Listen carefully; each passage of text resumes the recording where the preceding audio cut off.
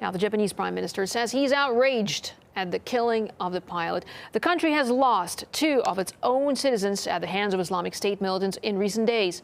The killings fanned calls for Japan to change its pacifist constitution and allow its long-constrained military to conduct overseas rescue missions, something that really irks nearby China. Well, let's get more perspective from James Corbett, editor of the independent news website based in Japan. James, thanks for joining us here on our team. So, what's going to be happening in Japan as a result of the killings? Will they push Japan into changing its long-held pacifist stance? What are your thoughts? Well, I think that's absolutely what the Abe government is going to try to push, especially since the latest session of the Japanese Diet has just convened. And in this session, which will last about 150 days, the Diet is going to be looking at 70 to 80 bills, at least 10 of which directly concern the Japanese security issues and the issue of the self-defense force.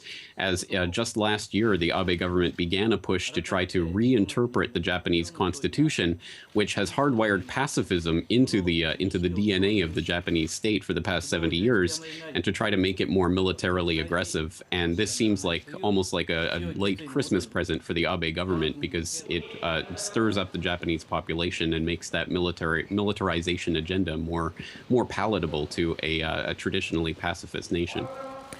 Well, there is also speculation in Japan's media that the authorities knew about the kidnappings but kept quiet to provoke the hostage crisis. Can you comment on that?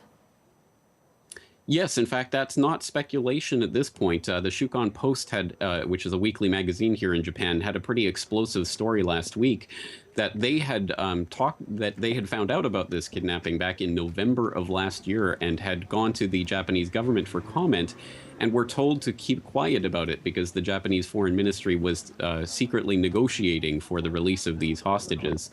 And so going on that information, the Japanese government absolutely positively did know about this in at least November of last year.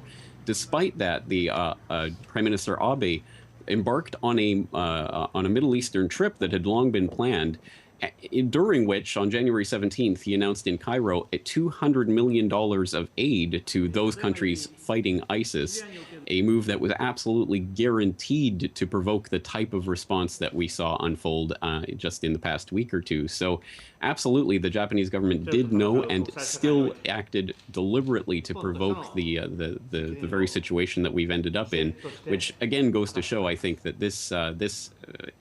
what has happened is going to be used in furtherance of the Abe government's military agenda. So if it does, I mean, if Japan does start giving its military more freedom, how will this affect the region, the countries nearby?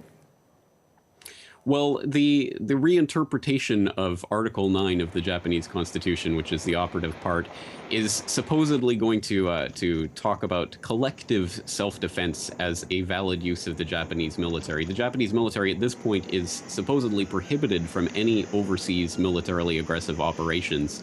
But under this new interpretation, anytime any one of their allies is potentially threatened, the Japanese military can come to the aid of that partner anywhere in the world.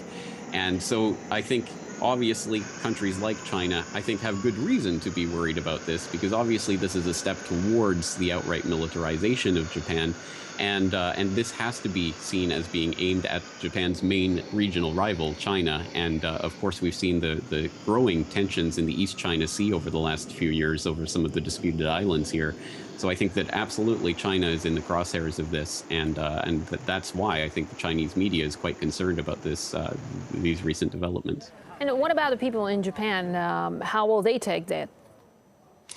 Well, it seems that the Japanese public is not reacting in quite the same way as the Japanese political class. The Japanese politicians and other politically connected insiders are calling this Japan's 9/11 and things of that nature.